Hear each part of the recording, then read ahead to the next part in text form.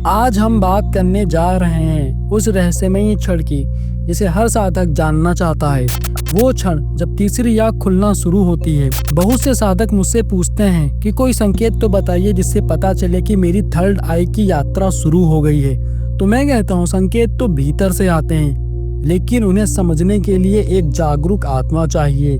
तीसरी आंख कभी अचानक से नहीं खुलती, वो धीरे धीरे अपने द्वार खोलती है, जैसे कोई बंद दरवाजा हो जो पहले चरमराता है, फिर थोड़ी सी रोशनी अंदर आती है, फिर हवा बहती है और फिर एक दिन वो द्वार पूरी तरह खुल जाता है। यही प्रक्रिया थर्ड आई की होती है। जब एक साधक नियमित ध्यान करता है, मंत्र जाप करता है और अपने भीतर की ऊर्जा को जगाना शुरू करता है, तो सबसे पहले जो परिवर्तन आता है वो होता है भीतर की संवेदनशीलता का बढ़ना। अब वो साधक पहले की तरह दुनिया को नहीं देखता, उसे आवाजें गहरी लगने लगती हैं। कभी कभी किसी के पास बैठते ही उसे सिर दर्द होता है या बिना वजह आंखों के बीच दबाव महसूस होने लगता है।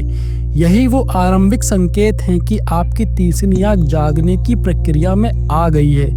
एक साधक मेरे ध्यान बैच में था। शुरू में उन्हें कुछ नहीं होता था। हर दिन त्राटक करता था, माला करता था और कहता था बस नींद आती है और कुछ नहीं होता। मैंने कहा तुम करते रहो, तुमने बीज बो दिया है, पेड़ निकलेगा ही। एक दिन वो ध्यान में बैठा और जैसे ही मंत्र के बीच पहुंचा, उसकी आंखों के बीच जलन होना शुरू हो गई। वो डर गया। मैं पास गया और कहा यही तो वो जगह है जहाँ ब्रह्मांड पहली बार दस्तक देता है। अब डरना नहीं।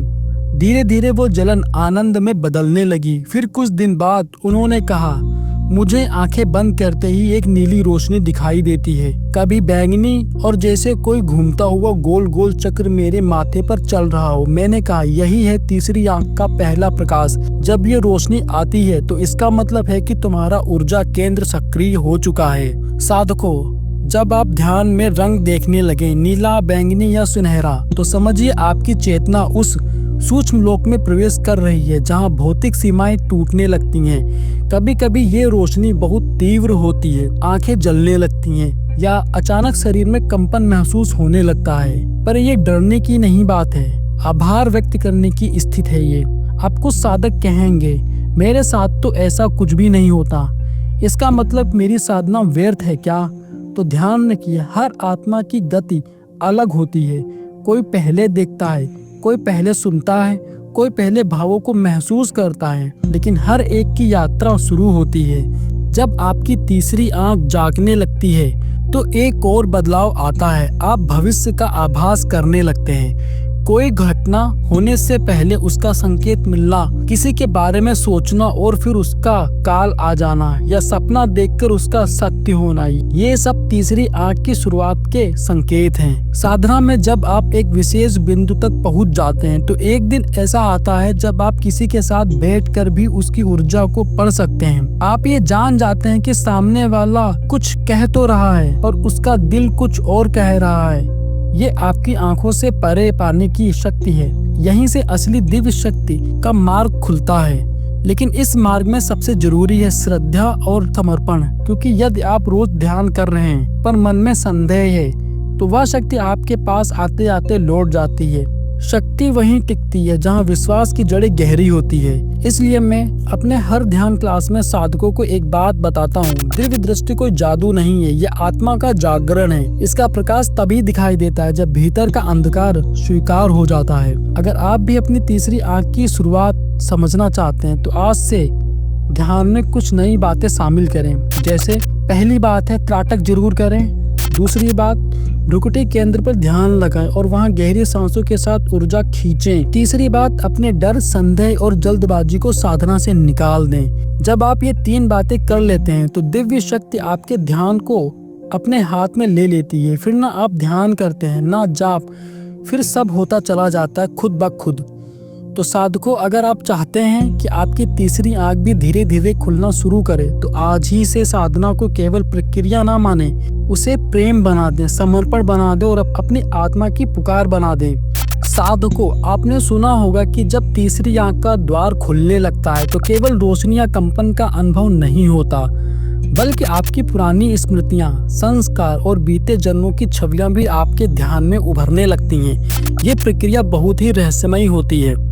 एक साधक ने मुझसे बताया, ध्यान में बैठते ही मुझे ऐसा लगता है कि जैसे कोई पुराना किला है जिसके भीतर मैं बार बार जा रहा हूँ, और कभी वहाँ आग लग रही होती है, कभी वहाँ एक बच्चा खेल रहा होता है। ये सब क्या है? तो मैंने कहा, ये तुम्हारे ही बीते जन्म है। तीसरी आंख केवल बाहरी सूक्ष्म लोक नहीं दिखाती, ये आत्मा की पुरानी यात्रा भी दिखाती है।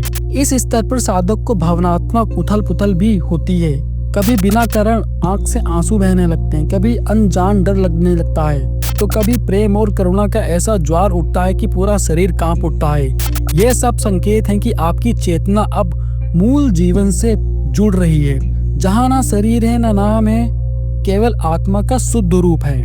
तीसरी आंख का अगला पड़ाव होता है स्वप्न का रूपांतरण। जब साधक नियमित रूप से थर्ड आई पर ध्यान करता है तो उसके स्वप्न साधारण नहीं रहते, वो जागृत स्वप्न बन जाते हैं। यानी वो देखता है, महसूस करता है और जागते हुए जानता है कि मैं स्वप्न देख रहा हूँ। ऐसे स्वप्न में कई बार दिव्य आत्माएं आती हैं, कुछ मंत्र दिए जाते हैं या कोई भविष्यवाणी की जाती है। अगर आप ये अनुभव कर रहे हैं तो समझिए ब्रह्मांड अब सीधे आपके साथ संवाद कर रहा है। कई बार साधकों को ध्यान में अचानक तेज ध्वनि सुनाई देती है, जैसे किसी ने माथे पर थपकी दी हो, घंटी बजी हो या कोई ओम की आवाज भीतर से आई हो। ये कोई भ्रम नहीं है, ये उस नाद की अनुभूति है जो ब्रह्मांड में निरंतर गूंज रहा है। तीसरी आंख जागरण में ये नाद धीरे धीरे स्पष्ट होता है। यही नाद आगे चलकर अनाहत नाद बनता है, जिसे सुनते ही महायोगी समाधि में लीन हो जाते हैं। अब बात करते हैं उस अनुभव की जिसे साधक शब्दों में नहीं बता पाते, एकता की अनुभूति।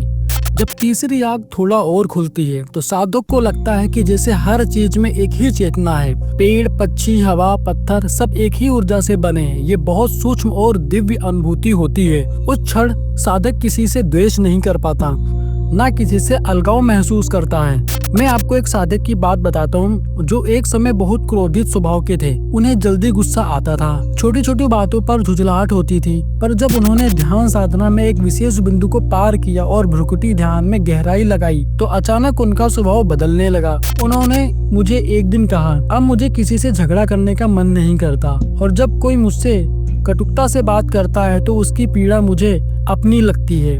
मैंने कहा, बिल्कुल यही है तीसरी आंख की असली पहचान।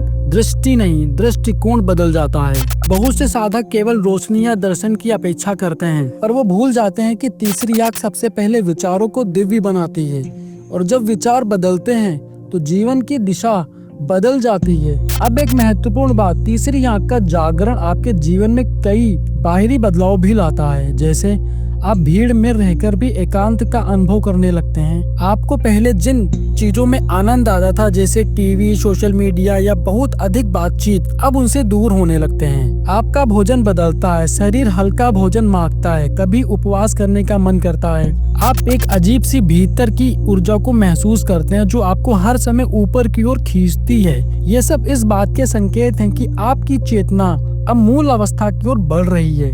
अब आप केवल इस शरीर में नहीं है, आप एक यात्रा पर हैं, ब्रह्मांड से ब्रह्मांड की ओर।